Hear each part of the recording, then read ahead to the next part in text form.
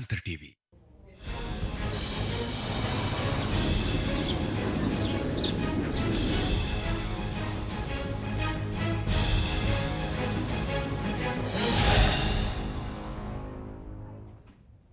नमस्कार, आप देख रहे हैं हमारी खास पेशकश एलएसी से ग्राउंड रिपोर्ट। भारत और चीन के बीच पिछले एक महीने से लद्दाख में एलएसी पर हालात तनावपूर्ण हैं। लिहाजा लद्दाख के लेह शहर में एक अजीब सा सन्नाटा है। सीमा पर 20 जवानों की शहादत के बाद वहां के लोगों में वॉर यानी लड़ाई का डर बैठ गया है। आमतौर पर दुनिया भर के सैलानियों से भरी रहने वाली लेह की सड़कें आजकल खाली पड़ी हैं, क्योंकि सीमा पर बढ़ते विवाद ने इलाके के लोगों की चिंताएं बढ़ा दी है। नतीजा ये हुआ है कि गलवान घाटी और पैंगोंग इलाके की ओर जाने वाली सड़कें बाहरी लोगों के लिए बंद कर दी गई हैं। दरअसल गलवान घाटी लेह से करीब 250 किलोमीटर दूर है। लिहाजा गलवान की सही स्थिति के बारे में पता लगाना काफी मुश्किल है, क्योंकि मीडिया भी वहां जाने की उसे इजाजत नहीं है। लेकिन जनतंत्र टीवी गलवान के सबसे करीब पहुंचा और वहां से आपके लिए सबसे भरोसेमंद ग्राउंड रिपोर्ट लेकर आया है। देखिए हमारी डिफेंस कॉरेस्पॉन्डेंट शीतल राजपूत की चीनी साजिश के सबूत दिखाने वाली ये रिपोर्ट।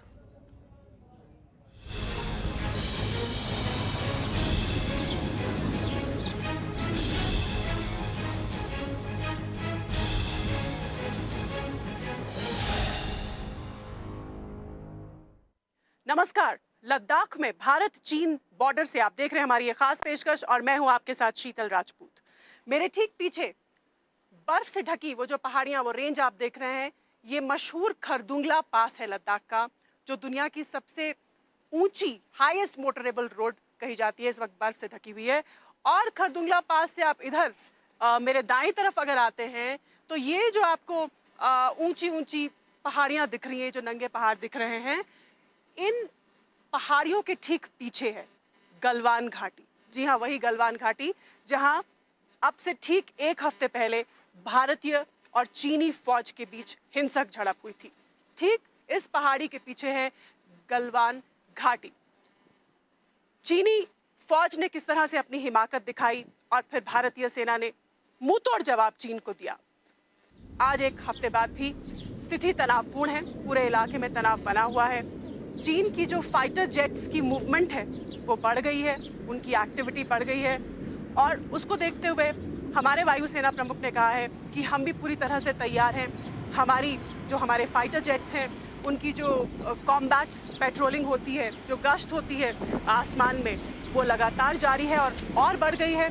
हम जब यहाँ आए तो हमने आकाश में देखा, मैं कैमरामैन से कहूँगी कि दिखाए आसपास का नज़ारा। आकाश में हमने देखा कि फाइटर्स बाकी सारे तो बहुत दिनों से दिख रहे थे, लेकिन जैसे MiG-29 वगैरह, लेकिन आज हमने सुखोई, अत्याधुनिक सुखोई जो हमारे लड़ाकू विमान हैं, उनको भी हवा में, आसमान में, यहाँ लद्दाख के आसमान में गश्त करते हुए देखा, कॉम्बैट पेट्रोलिंग करते हुए देखा। अहम बात, बेहद अहम बात यह है कि रक्षा मंत्री की सूत्र बताते हैं कि रक्षा मंत्री की जो तीनों सेनाओं के प्रमुखों से बैठक हुई है, CDS के साथ बैठक हुई है, उसमें ये तय किया गया है कि भारतीय सेना को पूरी छूट है, मुंह तोड़ जवाब चीन को देना है, उसकी हर हिमाकत को देना है। कोई भी आक्रामकता अगर चीन दिखाता है, किसी भी तरह की गतिविधि भारत के खिलाफ साजिश वो रचता है, तो भारतीय सेना चुप नहीं बैठेगी, उसे पूरी छूट दे दी गई है। चीन की ही शैली में, चीन की ही तरह, उसी की भाषा में उसे जवाब देने के लिए पूरी खुली छूट का मन भारत ने बना दिया और सेना को ये कन्वे कर दिया गया है। ये एक बेहद बड़ी खबर है। और हवाई पेट्रोलिंग हमारे फाइटर्स की लगातार हो रही है। पिछले हफ्ते ही वायुसेना प्रमुख एयर चीफ मार्शल भदौरिया यहाँ आए थे ले एयरबेस में, और अब ये खबर है कि सेना प्रमुख जो है हमारी सेना के जनरल नरवणे, वो भी इसी हफ्ते यहाँ लद्दाख में आ सकते हैं और तैयारियों का जायजा ले सकते हैं। कुल मिलाकर हमारी सैन्य तैयारी पूरी है। हम हर तरीके से निपटने के लिए तैयार हैं। चीन को ये जताने और बताने के लिए तैयार है कि भाई ये मत समझिए कि ये 1962 का भारत है या पहले वाला भारत है। अब अगर कोई हिमाकत होगी तो खामोशी से नहीं बैठेंगे हम, और यही मैसेज हमारी फौज को कम्युनिकेट कर दिया गया है।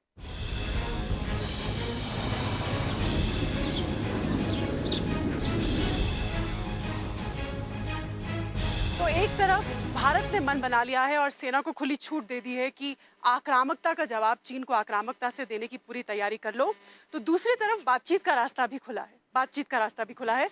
ये जो पीछे आप पहाड़ी देख रहे हैं, कैमरामैन स्टैंजन से कहूंगी कि जरा जूम करके दिखाइए। ठीक इस पहाड़ी के पीछे यहाँ से तकरीबन लेह से तकरीबन 180 किलोमीटर की दूरी पर चुशूल का इलाका पड़ता है। चुशूल उन 5 पॉइंट्स में से एक है जहां भारतीय और चीनी फौजें जो हैं वो समय समय पर बॉर्डर टॉक्स करती हैं, तो चुशूल भी उनमें से एक है।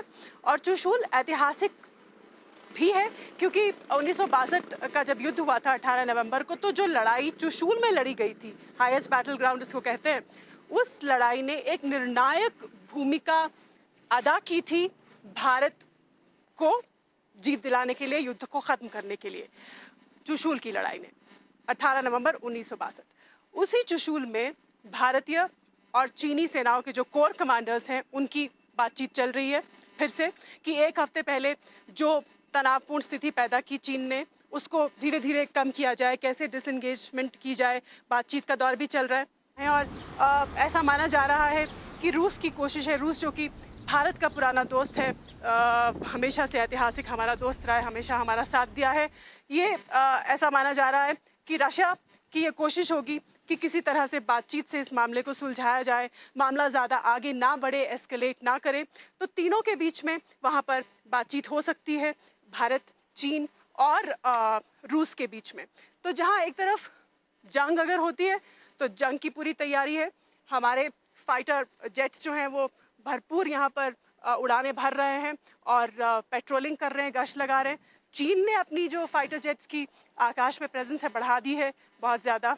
तो दूसरी ओर हमारी सेना को फ्री हैंड दे दिया गया है कि आप आक्रामकता से चीन का सामना कीजिए, लेकिन साथ ही साथ बातचीत का रास्ता भी जो है वो खुला है। बातचीत भी हो रही है, कोर कमांडर्स की बातचीत हो रही है चुशूल में, जैसा कि मैंने बताया, और मॉस्को में, रशिया में रक्षा मंत्री जो है राजनाथ सिंह, साथ में चीन के मंत्री और रूस के मंत्री आपस में बैठकर इस विवाद का, इस मामले का कोई निपटारा ढूंढने की कोशिश करेंगे, कोई बीच का रास्ता ढूंढने की कोशिश करेंगे। देखते हैं, उम्मीद करते हैं कि शांति से मामला सुलझ जाए, बातचीत जो है उसका हल जो हो वो सकारात्मक हो। लेकिन अगर सकारात्मक नहीं होता है तो हम हर तरह की सिचुएशन के लिए, स्थिति के लिए तैयार हैं। लद्दाख में भारत चीन सीमा से कैमरामैन स्टैंजन के साथ शीतल राजपूत। तो भारत और चीनी सेना के बीच पिछले हफ्ते गलवान घाटी में हुई हिंसक झड़प के बाद तनाव कम करने के मकसद से आज दोनों देशों के बीच बातचीत हुई। सूत्रों के मुताबिक लेफ्टिनेंट जनरल स्तर की इस बातचीत के दौरान भारत ने चीन को दो टूक कह दिया है कि जैसी स्थिति 5 मई के पहले थी वैसी ही होनी चाहिए। इसका मतलब यह है कि भारत की ओर से साफ साफ शब्दों में कह दिया गया है कि चीन अपनी सीमा पर वापस लौट जाए। इसके साथ ही सूत्रों की ओर से बताया गया है कि पूर्वी लद्दाख में भारतीय सैनिकों के बीच हिंसक संघर्ष के करीब एक हफ्ते बाद चीन की सेना ने स्वीकार किया है कि उनका कमांडिंग ऑफिसर इस दौरान मारा गया। आपको ये बताएं कि पूर्वी लद्दाख की गलवान घाटी में सोमवार रात चीनी सैनिकों के साथ हिंसक झड़प में भारतीय सेना के कर्नल सहित 20 सैन्यकर्मी शहीद हो गए थे, जबकि झड़प में चीन की ओर से करीब 45 सैनिकों के मारे जाने या बुरी तरह से घायल होने की खबर सामने आई थी। हालांकि चीन ने अपने मारे गए या घायल सैनिकों की संख्या के बारे में कोई जानकारी नहीं दी थी। इसके अलावा बातचीत से एक और महत्वपूर्ण बात निकलकर सामने आ रही है, वो ये है कि सैन्य स्तर के अलावा अब दोनों देश कूटनीतिक स्तर पर भी बात करेंगे। वहीं आपको ये भी बता दें कि इस बातचीत में भारतीय पक्ष की अगुवाई 14वीं कोर के commander lieutenant general Harinder Singh कर रहे थे, जबकि चीनी पक्ष का नेतृत्व तिब्बत सैन्य जिले के कमांडर कर रहे थे। तो एलएसी पर 5 मई से पहले की जो स्थिति है वो बहाल हो। सूत्र ये कह रहे हैं भारत और चीन के बीच लेफ्टिनेंट जनरल स्तर की जो बातचीत हुई है उसमें ये तय हुआ है। लेफ्टिनेंट जनरल स्तर की बातचीत में चीन का कबूलनामा भी सामने आया है। चीन ने अपने अफसर की मौत की पुष्टि की है। चीन का कमांडिंग अफसर मारा गया है। 15 जून की रात को ये झड़प हुई थी जिसमें कमांडिंग अफसर मारा गया है। सैन्य स्तर के अलावा कूटनीतिक स्तर पर भी यहाँ पर बातचीत होगी।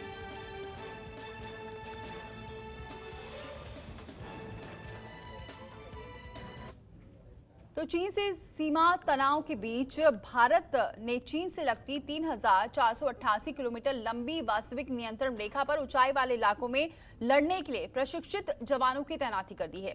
ये जवान ड्रैगन सेना के पश्चिम, मध्य या फिर पूर्वी सेक्टर में किसी भी हिमाकत का करारा जवाब देने के लिए तैयार हैं। भारत के इन विशेषज्ञ जवानों को पिछले दशकों में उत्तरी फ्रंट पर लड़ने के लिए प्रशिक्षित किया गया। चीनी सेना जहां सड़क के रास्ते सैन्य साजो सामान सीमा पर ला रही है, वहीं भारतीय माउंटेन जवानों का दस्ता ऊंचाई वाले इलाके में गुरिल्ला युद्ध के लिए ट्रेंड होते हैं, जैसे कि दुनिया ने करगिल के युद्ध में देखा था। शीर्ष आधिकारिक सूत्रों के मुताबिक भारतीय सेना को चीनी सेना की सीमा उल्लंघन की किसी भी हरकत का करारा जवाब देने का आदेश दिया गया है।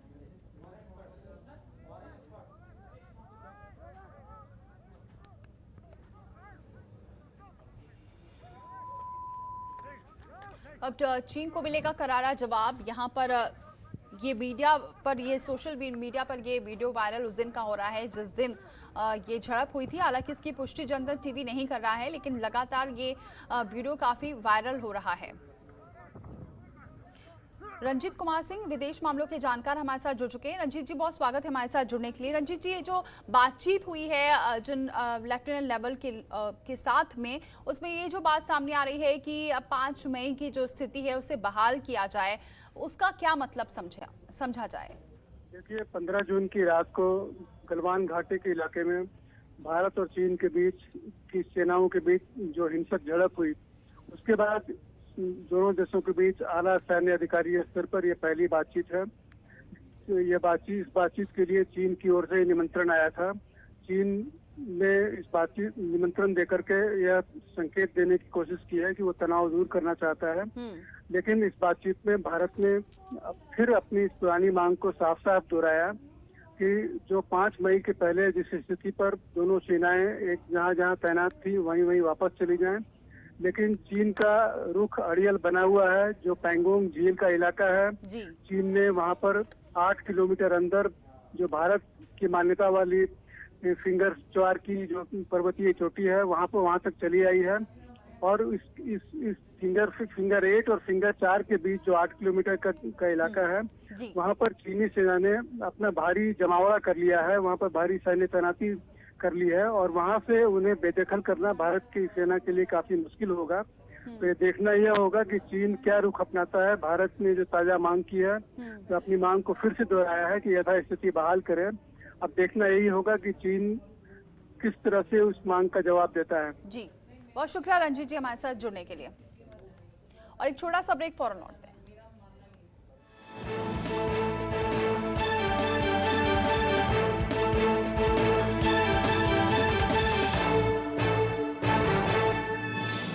देख रहे हैं जनतंत्र टीवी।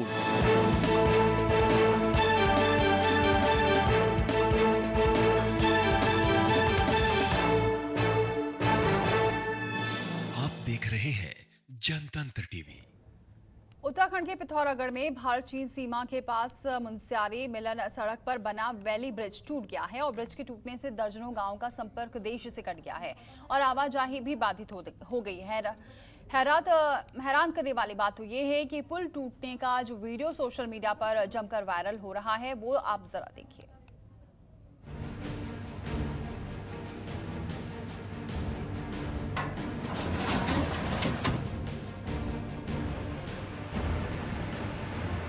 पुल पर धीरे धीरे बड़े आराम से आते इस ट्रक के ड्राइवर ने कभी सोचा भी नहीं होगा कि उसका ट्रक एकाएक यूं नीचे धंस जाएगा।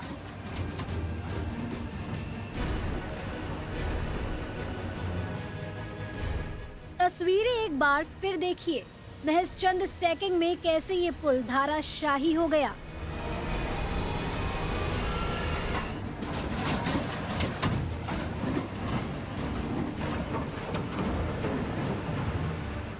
ये तस्वीरें पिथौरागढ़ के सेनरगाड़ पर बने वैली ब्रिज की हैं, जहां पुल गिरने से लगभग 1 दर्जन गांव का संपर्क अब टूट गया। पुल तब टूटकर गिरा जब एक ट्रक क्रेन को लेकर इस पुल से गुजर रहा था। जैसे ही एक ट्रक पुल के बीचों बीच से गुजरा, वैसे ही अचानक पुल भरभरा कर जमींदोज हो गया। हालांकि गनीमत रही कि ट्रक ड्राइवर को और ट्रक में बैठे लोगों को ज्यादा चोट नहीं पहुंची। ये पुल सेना के बड़े काम का था। पुल से सेना तक पहुंचाई जाती थी खाने पीने की चीजें। पुल टूटने से दर्जनों गांव से टूटा संपर्क।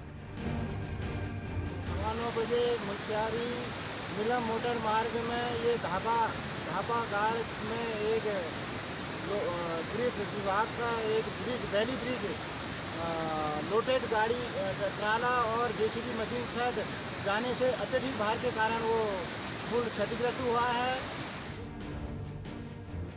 दरअसल कुल मिलाकर इस पुल के टूटने से भारत चीन बॉर्डर पर तैनात आईटीबीपी के जवानों की दिक्कतें बढ़ गई हैं। उम्मीद है कि जल्द पुल बना लिया जाएगा ताकि चीन से तनाव के इस माहौल में जवानों को खाने पीने की चीजों की दिक्कत ना हो। Anamika Ambaroja, bureau report, Uttarakhand.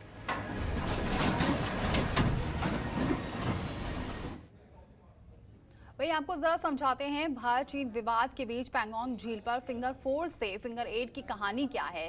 देखिए हमारे सहयोगी शंकर पंत की रिपोर्ट और इस मैप के जरिए समझिए क्या ये विवाद है। थोड़ा सा हम आपको इस मैप के जरिए समझाने की कोशिश करते हैं। आप देखिए ये फिंगर 1 है, फिंगर 2, फिंगर 3 और ये फिंगर 4 से लेकर फिंगर 8 का ये पूरा इलाका है। ये आप देखिए ये एलएसी है और चीन दरअसल इसे एलएसी मानता है यहाँ पर, क्योंकि जब युद्ध हुआ था उस वक्त चीन उसके बाद से इसे एलएसी मानता है, लेकिन भारत फिंगर 8 तक का जो इलाका है इसे एलएसी मानता है। लेकिन जो पूरा विवाद है फिंगर 4 से 1 से लेकर फिंगर 8 तक, इसको थोड़ा सा मैं आपको समझाने की कोशिश करता हूं। दरअसल फिंगर 1, 2, 3, 4 ये फिंगर 4 तक आप देखिए यहां तक जो चीन है वो धीरे धीरे अंदर घुसता हुआ नजर आया है। उसने यहां तक अपना कब्जा जमा लिया, यानी कि फिंगर 4 तक। फिंगर 4, 5, 6, 7, 8 ये जो रेड आप देख रहे हैं यहां पर चीन ने कब्जा किया हुआ, क्योंकि चीन मानता है कि उसकी जो एलएसी है वो ये है, जबकि एलएसी दरअसल ये है। युद्ध के बाद जो एलएसी थी वो ये थी, लेकिन भारत फिंगर 1 से लेकर फिंगर 8 तक जो पेट्रोलिंग लगातार करता था, लेकिन चीन ने देखिए आप किस तरीके से इस पूरे विवाद को हवा दी है। धीरे धीरे किस तरीके से चीन अंदर घुसता गया। फिंगर 8 से लेकर फिंगर 8 तक भारतीय जो सेना है वो लगातार वहां पर पेट्रोलिंग करती थी, लेकिन पेट्रोलिंग करने के दौरान ही चीन ने किस तरीके से यहां पर फिंगर 8, 7, 6, 5, 4 यहां तक धीरे धीरे चीन अंदर घुसा और उसने इस पूरे इलाके को कब्जा करना शुरू कर दिया। और चीन बार बार यह दावा कर रहा है कि यह उसका इलाका है। अब फिंगर 4 से लेकर फिंगर 8 तक का जो विवाद है इसी मामले पर उलझा हुआ है। ये आप झील देख रहे हैं नीचे, इसी झील पर लगातार जो आईटीबीपी कैंप यहां पर बने हुए हैं और जो आईटीबीपी के जवान हैं वो यहीं से पेट्रोलिंग करते थे। फिंगर 1 से लेकर फिंगर 8 तक का ये पूरा इलाका था, यहां तक पूरी पेट्रोलिंग होती थी, लेकिन अब वो पेट्रोलिंग दरअसल नहीं हो पा रही है। पेट्रोलिंग इसलिए नहीं हो पा रही है क्योंकि चीन फिंगर 8 से लेकर फिंगर 5 यानी कि 4 तक का है वो पूरा अंदर घुस चुका और लगातार आगे बढ़ने की कोशिश कर रहा है। लेकिन अब विवाद इस बात को लेकर है कि एलएसी अगर चीन इससे मान रहा है, क्योंकि भारत फिंगर 1 से लेकर फिंगर 8 तक इस एलएसी पर लगातार पहले भी पेट्रोलिंग करता रहा है, लेकिन चीन ने आप देखिए किस तरीके से चालाकी से कहें धीरे धीरे वो फिंगर 8, 7, 6, 5 और 4 यहां तक वो अंदर घुस गया और लगातार आगे बढ़ने की कोशिश कर रहा है। ये बेस पोस्ट है यहां पर आईटीबीपी का, यहां से चीन आगे नहीं घुस पा रहा है, यानी कि भारत के जो जवान हैं उसको चीन की जो सेना है उसको वहीं पर रोक रहे हैं, आगे बढ़ने नहीं दे रहे हैं।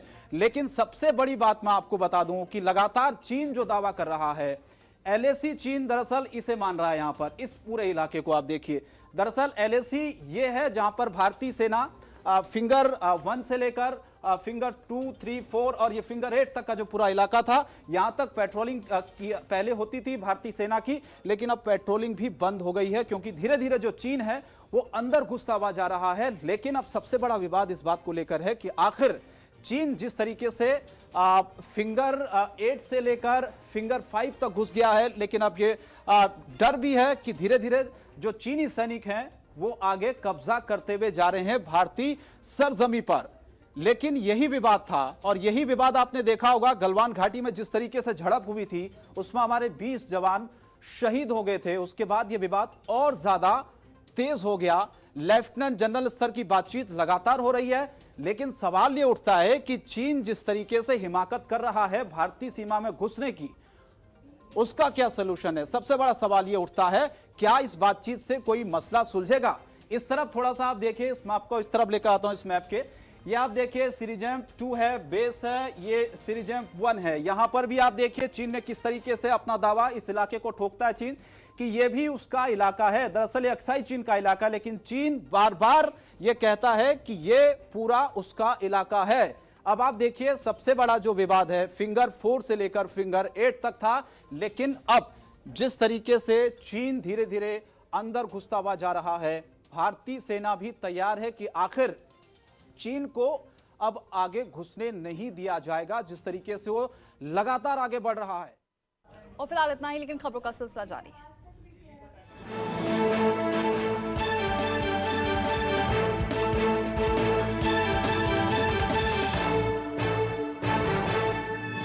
आप देख रहे हैं जनतंत्र टीवी।